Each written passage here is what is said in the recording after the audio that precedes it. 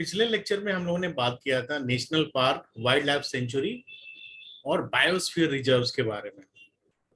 उनसे जुड़े हुए प्रीलिम्स में जो फैक्ट्स आ सकते हैं वो हमने चर्चा किया था, और 60 नोट्स से जुड़े हुए टॉपिक्स। कुछ और प्रोटेक्टेड एरियाज हैं भारत में जिन पे प्रीलिम्स में स्टेटमेंट वाइज क्वेश्चन बनते हैं आपके, और मेंस में 60 नोट लिखने को आते हैं। उसमें पहला और सबसे इम्पोर्टेंट है कम्युनिटी रिजर्व और कंजर्वेशन रिजर्व, सामुदायिक रिजर्व और संरक्षण रिजर्व। पहले देखते हैं ये क्या है और इन दोनों में अंतर क्या है। ये दोनों चीजें आपको समझनी है। जो कम्युनिटी रिजर्व है और कंजर्वेशन रिजर्व, इन दोनों को वन्य जीव संरक्षण अधिनियम 1972 में संशोधन करके कम्युनिटी रिजर्व यानी कि सामुदायिक रिजर्व और कंजर्वेशन रिजर्व यानी कि संरक्षण रिजर्व, इन दोनों कंसेप्ट को ऐड किया गया। तो ये दोनों कंसेप्ट क्या हैं? इन दोनों का उद्देश्य वही है जो पहले बाकी कंसेप्ट का था, जैव विविधता का संरक्षण करना, वन्य जीवों का संरक्षण करना और पर्यावरण का संरक्षण करना। लेकिन यहां पर एक और बात ऐड हो जाती है, क्या समुदायों के अधिकारों में कमी किए बिना इनका संरक्षण करना है। मतलब आसपास जो समुदाय रह रही हैं उन पर किसी तरह की बाध्यता न की जाए, और उसके बाद हम अपने पर्यावरण का, वन्य जीवों का संरक्षण करें। पहले देखते हैं कम्युनिटी रिजर्व के बारे में या सामुदायिक रिजर्व। जब किसी क्षेत्र को किसी समुदाय, वनस्पति और जीव जंतुओं के लिए आरक्षित किया जाए, तो इसमें तीन चीजें हैं। एक तो समुदाय मतलब कम्युनिटी की बात आ गई, दूसरा वनस्पतियों की बात आ गई, वो वनस्पतियां जो कि आसपास हैं और जिन पर समुदाय निर्भर है, और जीव जंतु, ये तीन स्पीसीज आ गए, ताकि समुदाय विशेष के लोगों की परंपराओं और मूल्यों का संरक्षण हो। ये ऐसा क्यों कहा जा रहा है? ऐसा इसलिए कहा जा रहा है कि हमारे देश में बड़ी संख्या में जो जनजातीय आबादी होती है वो पर्यावरण से जुड़ी हुई उनकी गतिविधियां होती हैं, उनकी परंपराएं होती हैं और उनकी धार्मिक मान्यताएं होती हैं। तो ये जो सामुदायिक रिजर्व का कंसेप्ट है वो राष्ट्रीय उद्यान, अभ्यारण्य और संरक्षण रिजर्व के तहत नहीं आता। मतलब ये फैक्ट आपको समझ लेना है, इस पर आपका स्टेटमेंट वाइज क्वेश्चन बनता है प्रीलिम्स में। सामुदायिक रिजर्व पूरी तरह से राष्ट्रीय उद्यान से अलग है, वन्य जीव अभ्यारण्य से अलग है और कंजर्वेशन रिजर्व से अलग है। सामुदायिक रिजर्व के बारे में एक और फैक्ट है कि इससे क्षेत्र के लोगों की आजीविका बढ़ती है, वन संपदा के संरक्षण और विकास के साथ साथ सांस्कृतिक मूल्यों के संरक्षण में भी मदद मिलती है।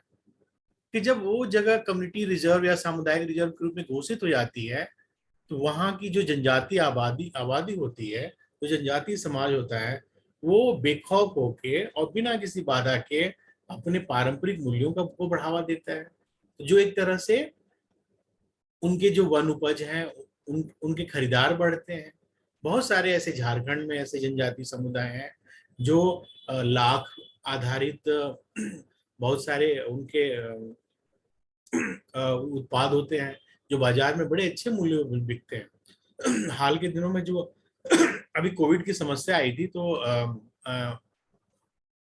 ऐसे बहुत सारे समाचार मिलने को आए थे कि जनजातीय समुदाय ने झारखंड में लाख से जुड़े हुए अपने उत्पादों को बेचने के लिए रूरल ई कॉमर्स का सहारा लिया है।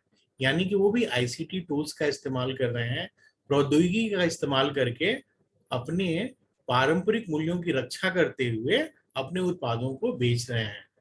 तो ये चीजों का महत्व तब बढ़ जाता है जब उस पूरे इलाके को सामुदायिक रिजर्व बना दिया जाता है। मेघालय में सबसे ज्यादा सामुदायिक रिजर्व में भारत में 41 कम्युनिटी रिजर्व्स है भारत में, मेघालय में।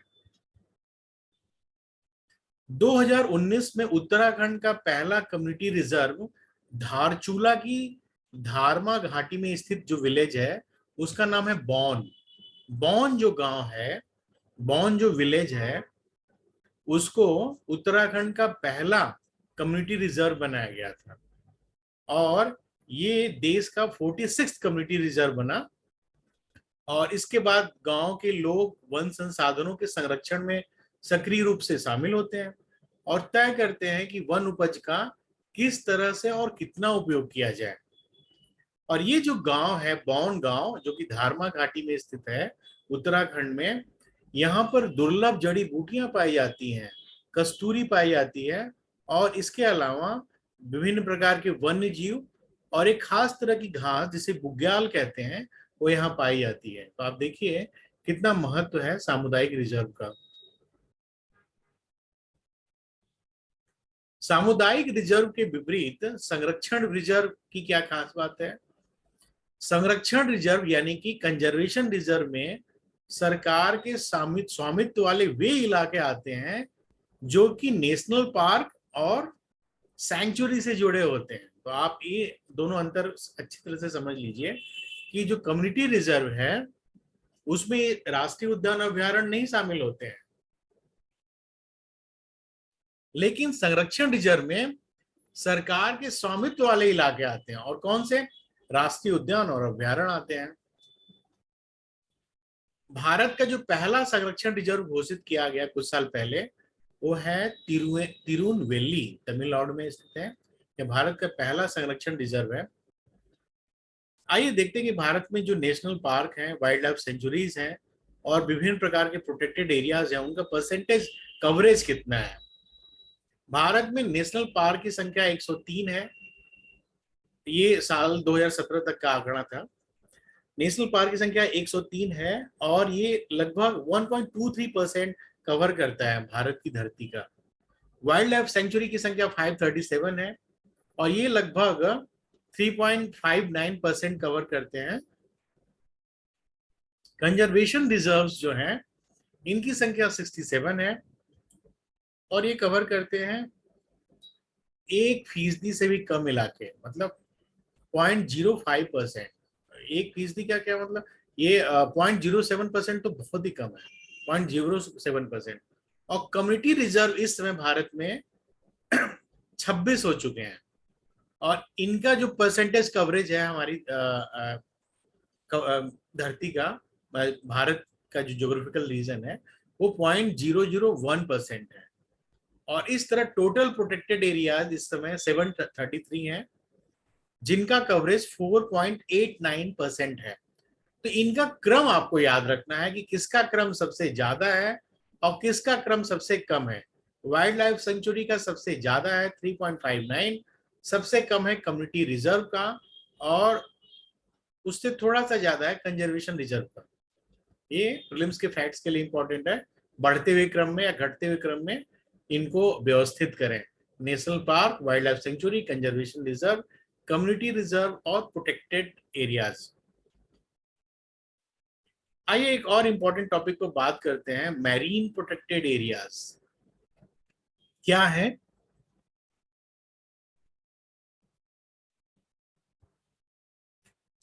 जब क्लाइमेट चेंज वाला क्लास आपको पढ़ाया जा रहा था तो उसमें मरीन का जो इम्पोर्टेंस है, समुद्रों का महत्व जलवायु को बनाए रखने में, जलवायु परिवर्तन को नियंत्रण करने में, वो आपने अच्छी तरह से पढ़ा था। उसी से जुड़ा हुआ है समुद्री संरक्षित क्षेत्र, मैरीन प्रोटेक्टेड एरिया। एमपीएज क्या है? जो एमपीए होते हैं वो समुद्री क्षेत्र के प्राकृतिक संसाधनों को सुरक्षा प्रदान करते हैं। और इसकी खास बात क्या होती है एमपीए की? इसके भीतर विशिष्ट तरह का संरक्षण होता है, आवास का संरक्षण होता है, मतलब हैबिटेट का, जो जीव होंगे, विभिन्न प्रकार के जीव जंतु रहते हैं तो उनके संरक्षण के लिए जो प्रयास किए जाते हैं, और पूरे इकोसिस्टम को मॉनिटर करने के लिए कुछ नियम बनाए जाते हैं।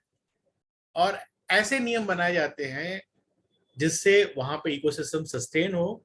और दूसरा, जो फिशिंग एक्टिविटीज है, मछली पकड़ने की जो गतिविधियां हैं उनको नियंत्रित किया जा सके। पूरी दुनिया में जो मछली पकड़ने की जो गतिविधियां हैं, फिशिंग है, वो बहुत ओवर फिशिंग हो रही है पूरी दुनिया में।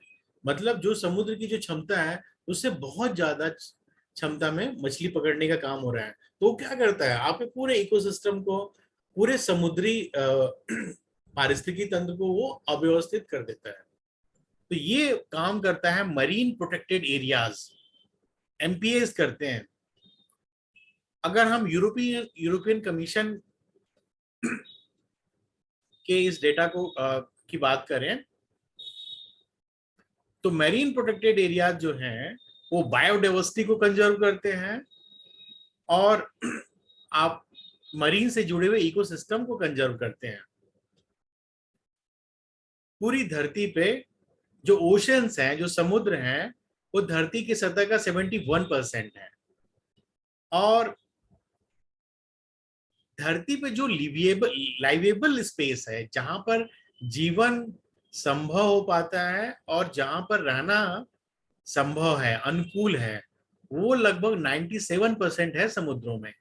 जो जीव जंतु हैं, जो प्रजातियां हैं, उन सारी प्रजातियों का 97% हिस्सा समुद्रों में निवास करता है। और दुनिया भर में लगभग 2,20,000 प्रजातियां समुद्रों में रहती हैं। तो मरीन प्रोटेक्टेड एरियाज ऐसे कंजर्वेशन जोन है जो समुद्र को उन गतिविधियों से समुद्र की रक्षा करते हैं जो इंसान अपने दोहन के उद्देश्य से करता है। अभी हाल में एक गतिविधि हुई है एमपीएस से रिलेटेड। भारत ने यूरोपीय यूनियन के साथ वो सपोर्ट किया है। वो सपोर्ट किस बात पर है कि अंटार्कटिक जो एरिया है उसके पर्यावरण की रक्षा के लिए, और पूर्वी अंटार्कटिक और वेडल जो सागर है उसको एमपीएस के रूप में नामित करना है। तो यूरोपीय यूनियन ने ये प्रस्ताव लाया है कि हमें, मतलब यूरोपीय यूनियन को, पूर्वी अंटार्कटिक और वेडल सागर को एमपीए के रूप में नामित करना है। तो भारत ने इस प्रस्ताव का समर्थन किया है, वेडल सागर और पूर्वी अंटार्कटिक को एमपीए के रूप में नामित करने का। आइए वेडल सागर के बारे में थोड़ा सा बात कर लेते हैं। ये क्या है? ये अंटार्कटिक रीजन है। और अंटार्कटिक रीजन में आप देखिए लेफ्ट हैंड साइड में ये उससे जुड़ा हुआ वेडल सी है। और अगर आप वेडल सी पढ़ रहे हैं तो जर्मनी में जो ये न्यूमेयर का इलाका है और उसके बाद पाल्मर लैंड है, ये सब भी आप नहीं दे दो तुम। ये सब भी आप मैप में देख लीजिएगा ताकि वन लाइनर क्वेश्चन से जुड़े हुए जो संबंधित हैं वो आपकी परीक्षा में आपसे गलत ना हो।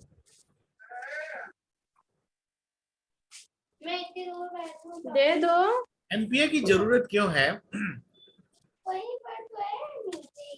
महासागरों का स्वास्थ्य कई कारकों से संचालित होता है, जैसे महासागर अम्लीकरण, समुद्री बर्फ की सांद्रता में परिवर्तन, जलवायु परिवर्तन के कारण उत्पन्न होने वाली घटनाएं जैसे हीट वेव और एक्सट्रीम वेदर। ये सारी घटनाएं जो हैं महासागरों के स्वास्थ्य को बहुत बुरी तरह नष्ट करती हैं।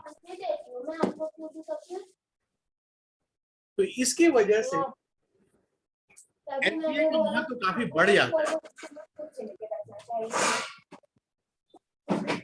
आपको कुछ नहीं देते।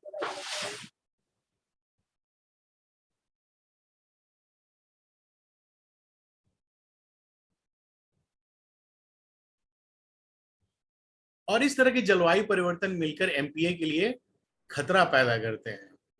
तो इसके पीछे का जो साइंस है उसको जरा समझिए कि अगर मरीन प्रोटेक्शन होगा, अगर समुद्र का प्रोटेक्शन होगा, तो उसका मतलब क्या है।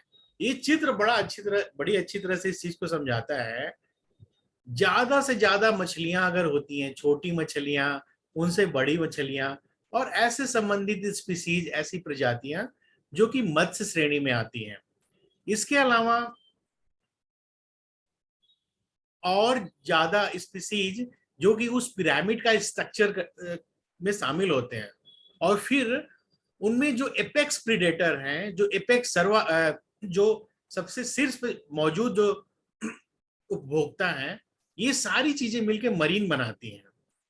और इसके बाद ये तीनों चीजें मिलके वहां के फूड वेब को जटिल बनाता है।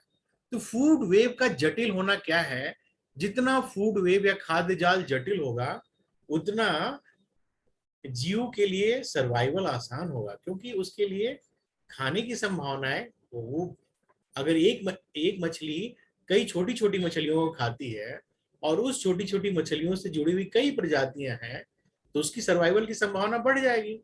और अगर वो प्रजातियां, छोटी जो प्रजातियां अगर कम होंगी, तो उसकी उनके सर्वाइवल की संख्या, जो बड़ी मछलियां हैं, उनकी कम हो जाएगी। तो ये क्या है, जैव विविधता का संरक्षण है। यही है इकोलॉजिकल पिरामिड फूड वेव के जरिए। तो मरीन प्रोटेक्शन क्या करता है, इन सारी चीजों को सस्टेन करता है।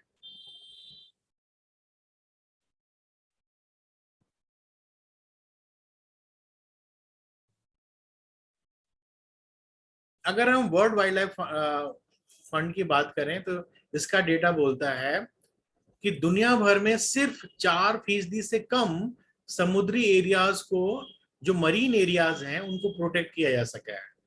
और 96% जो मरीन्स हैं वो अनप्रोटेक्टेड हैं। आप सोचिए कि कितनी बड़ी चुनौती है मानव सभ्यता के सामने। पूरी दुनिया में लगभग 96% मरीन जो है वो अनप्रोटेक्टेड है। तो ये आप कहाँ लिखेंगे? अगर आपके एग्जाम में मेंस में क्वेश्चन आता और आएगा, जलवायु परिवर्तन ने हाल के दिनों में समुद्री पारिस्थितिकी तंत्र को कैसे प्रभावित किया है, उनको संरक्षित करने के उपायों पर चर्चा करिए। तो जलवायु परिवर्तन ने कैसे प्रभावित किया आपको पढ़ाया जा चुका है।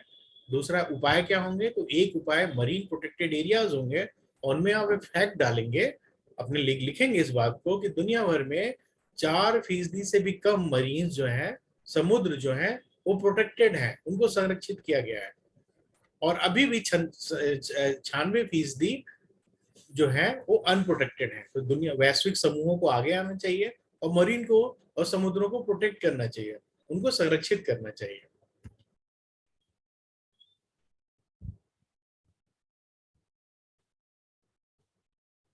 इसी तरह बर्ड सेंचुरी है एक तरह का संरक्षित एरिया। ये बहुत ही सिंपल सा टॉपिक है, बर्ड सेंचुरी या पक्षी अभ्यारण्य, जहां पर हम पक्षियों की विभिन्न प्रजातियों का संरक्षण करते हैं। भारत सरकार ने एक लिस्ट बनाया है, वन एवं पर्यावरण मंत्रालय ने, और उसमें कहा गया है कि अभी वर्तमान में तो 18 बायोस्फीयर रिजर्व हैं, लेकिन ये जो सूची आपके सामने स्क्रीन पर दिख रही है, इनको आगे चल के बायोस्फीयर रिजर्व में हम शामिल कर सकते हैं। बायोस्फीयर रिजर्व में हम शामिल कर सकते हैं। वो कौन है? छत्तीसगढ़ का अबुझमड़, अंडमान और निकोबार का उत्तरी द्वीप समूह, आंध्र प्रदेश के विशाखापत्तनम में चिंतपल्ली, मध्य प्रदेश का कान्हा एरिया, केरल का कोलम, लक्षद्वीप समूह का एरिया, गुजरात का कच्छ का छोटा रण, मिजोरम का ब्लू माउंटेन, अरुणाचल प्रदेश का नामदफा, सिंह भूम, अरुणाचल प्रदेश का ही तवांग और वेस्ट कामेंग, और राजस्थान का थार रेगिस्तान। आने वाले समय में भारत सरकार का जो वन एवं पर्यावरण मंत्रालय है, वो इनको बायोस्फीयर रिजर्व घोषित कर सकती है। एक और प्रोटेक्टेड एरिया है नेचुरल कंजर्वेशन जोन। जो नेचुरल कंजर्वेशन जोन है एनसीजेड, वहां किसी भी तरह के निर्माण कार्य पर पूरी तरह से प्रतिबंध रहता है। इस दायरे में पर्वत, नदियां, तालाब, झीलें और वन आते हैं। कौन कौन से स्ट्रक्चर्स आते हैं? ये 5 स्ट्रक्चर्स आते हैं जो आपको याद रखना है। नेचुरल कंजर्वेशन जोन में पर्वत, नदियां, तालाब, झील और जंगल, इनको हम नेचुरल कंजर्वेशन जोन के तहत निर्माण कार्य के लिए यहां पर प्रतिबंध लगाते हैं, इन 4 जगहों पे। तो किसके तहत लगाते हैं? Natural conservation zone. और यहां पर निर्माण की अनुमति सिर्फ 0.5% इलाकों में होती है। और वो भी किस लिए होगा? वो होगा क्षेत्रीय पार्क या अभ्यारण्य के लिए।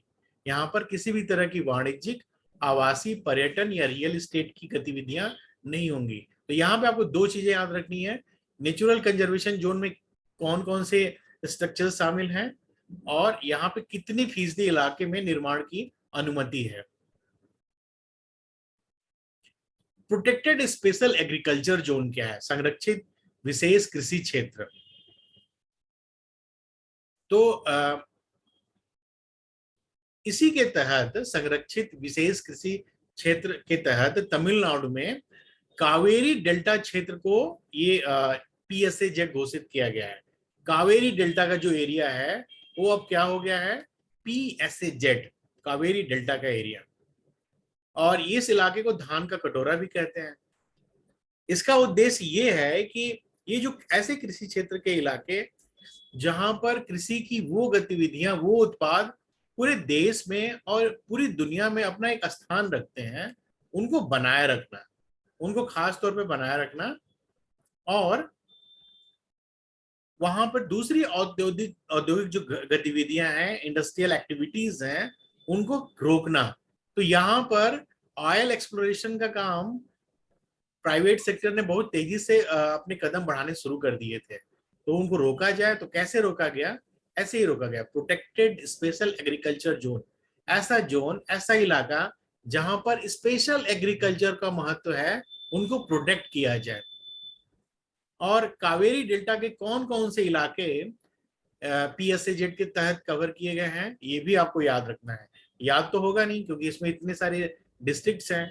तो इसका एक ही तरीका है कि आप कॉपी में नोट करिए। जब आप लिखते हैं तो बहुत सारी चीजें अपने आप याद होने लगती हैं। तंजावुर, तिरुवरूर, नागपट्टिनम, पुदुकोट्टई, कुड्डालोर, अरियालूर, करूर और तिरुचिरापल्ली, ये जो 8 जो डिस्ट्रिक्ट्स हैं, ये कावेरी डेल्टा एरिया में शामिल है, जिनको PSAZ के रूप में कवर किया गया है। और इसमें क्लियर कहा गया है कि हाइड्रोकार्बन से जुड़ी हुई किसी भी परियोजना की इजाजत सरकार नहीं देगी। तो हाइड्रोकार्बन क्या होते हैं? ये तेल संबंधी जितनी भी गतिविधियां हैं ना, तेल अन्वेषण का, हाइड्रोकार्बन का मतलब होता है हाइड्रोजन और कार्बन से बने हुए यौगिक, उन्हीं को हाइड्रोकार्बन कहते हैं। हाइड्रोकार्बन मतलब हाइड्रोजन और कार्बन से मिलकर जो यौगिक बनते हैं। तो ये केमिकल जो कंपाउंड्स हैं, ये कृषि क्षेत्र के लिए भी नुकसानदायक है, आसपास के पर्यावरण के लिए नुकसानदायक है। इसीलिए PSAZ का ये कंसेप्ट तमिलनाडु में लाया गया। एक और बड़ा इंपॉर्टेंट कंसेप्ट है लीफ। लीफ क्या है? लीफ माने पत्ती होता है, लेकिन ये एक एब्रीवेशन है लीफ।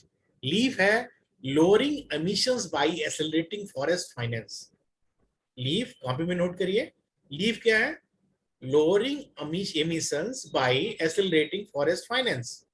ये गठबंधन है, एक एक एक अलायंस है।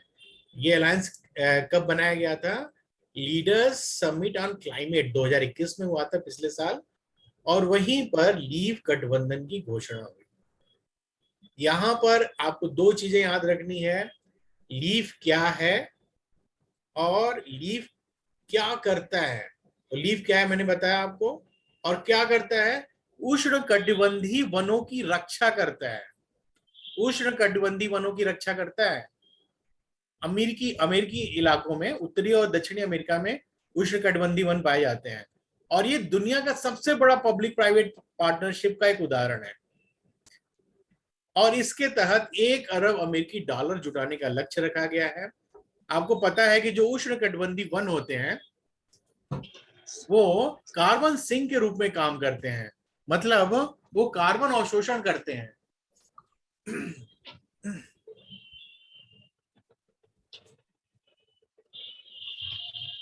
कि क्या करते हैं? कार्बन अवशोषण का काम करते हैं और जलवायु परिवर्तन को नियंत्रित करते हैं। ये उष्णकटिबंधीय जो वन है कहाँ कहाँ पाए जाते हैं? एशिया, ऑस्ट्रेलिया, अफ्रीका, दक्षिण अमेरिका, मध्य अमेरिका, मैक्सिको और कई प्रशांत द्वीपों में पाए जाते हैं। तो ये जो पिक्चर है एकदम क्लियर बता देता है कि जो लीफ कोलिशन है उसका नाम क्या है, कितना फंड जुटाना है और क्या उद्देश्य है। यही 3 चीज आपको याद रखना है। लीफ का नाम क्या है, कितना फंड जुटाना है, और इसका उद्देश्य क्या है। फॉर ट्रॉपिकल फॉरेस्ट कंजर्वेशन, इसका उद्देश्य ट्रॉपिकल फॉरेस्ट कंजर्वेशन करना है। और कौन कौन से देश शामिल हैं इसमें? अमेरिका, यूनाइटेड किंगडम और नॉर्वे, ये 3 देश शामिल हैं, US, UK और नॉर्वे। और इसमें प्राइवेट सेक्टर, दुनिया के जो बड़े प्राइवेट सेक्टर हैं उसमें इन्वॉल्व हैं। जिसमें यूनिलीवर पीएलसी, अमेजोन, ये वही अमेजोन है जिसपे और आप ऑनलाइन जो ई कॉमर्स प्लेटफॉर्म आप शामिल होते हैं, नेस्ले, एयरबीएनबी और दूसरी कई कुछ छोटी मोटी निजी कंपनियां अपना आर्थिक योगदान कर रही हैं। इसका उद्देश्य ये है कि पिछले 2 दशक से, पिछले 20 साल से अमेजोन और जो उष्णकटिबंधीय जंगल हैं उनकी रक्षा की जाए। अमेजन का जो इलाका है और उसके आसपास जो उष्णकटिबंधीय वन है वो जलवायु परिवर्तन में बड़ा महत्वपूर्ण योगदान करते हैं। लेकिन आपने सुना होगा पिछले कुछ सालों में इन जंगलों में आग लग गई, इन जंगलों में व्यावसायिक गतिविधियां बहुत तेजी से बढ़ी हैं, इन जंगलों में कटाई हो रही है।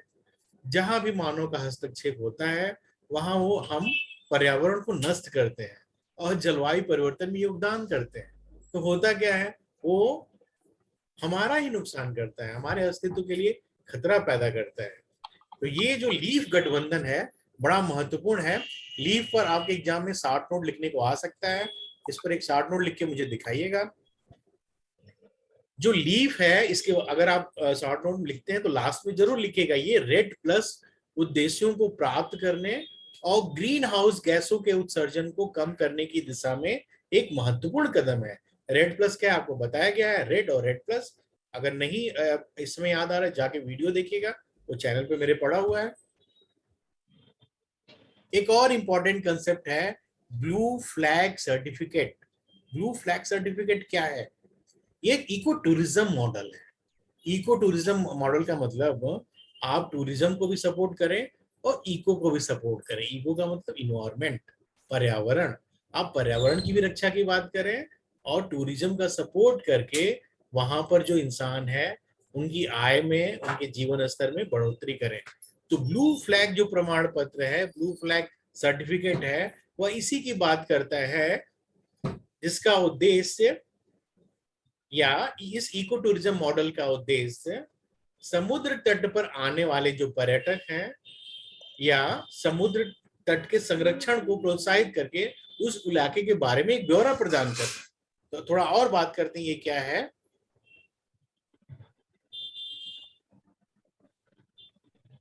इस प्रमाण पत्र को यूनाइटेड नेशन इन्वायरमेंट प्रोग्राम, संयुक्त राष्ट्र विश्व पर्यटन संगठन, डेनमार्क का NGO foundation for environmental education FEE और international union for conservation of nature IUCN से गठित एक जूरी प्रदान करती है। तो ये जो प्रमाण पत्र है, ये सर्टिफिकेट उन्हीं समुद्रों को मिलेगा जो जूरी प्रदान करेगी। लेकिन इस जूरी का गठन कौन करता है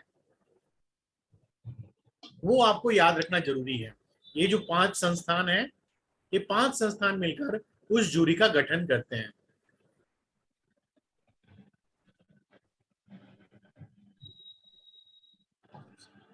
जो ब्लू फ्लैग होता है, जो नीले रंग का जो फ्लैग है समुद्र तट पर, ये किसी भी समुद्र तट के अच्छे स्वास्थ्य का संकेतक होता है। और इस सर्टिफिकेट को बनाया गया है 33 मानदंडों के आधार पर।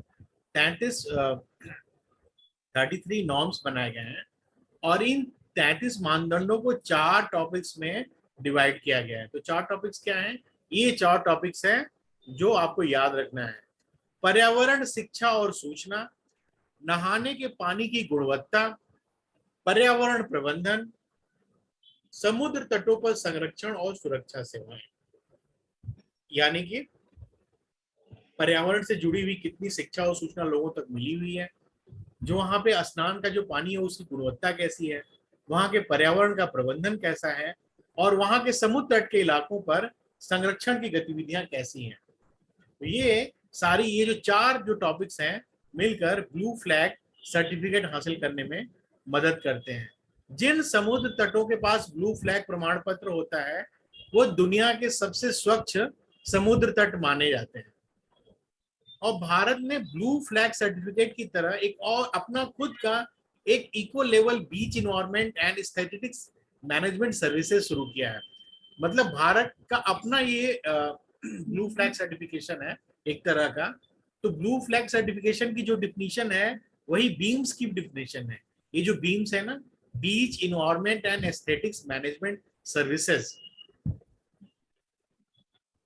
भारत में 10 समुद्र तटों को ब्लू फ्लैग प्रमाण पत्र ऐसे मिला हुआ है।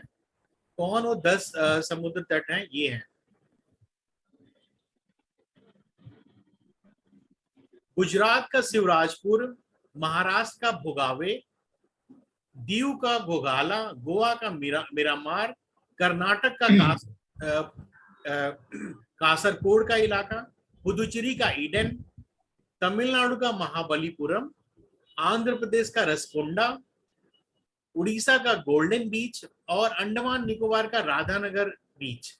ये जो बीच हैं भारत के, इन सब को ब्लू फ्लैग प्रमाण पत्र मिला हुआ है। कुल 10 बीच हैं, इनके नाम आपको याद रखने हैं।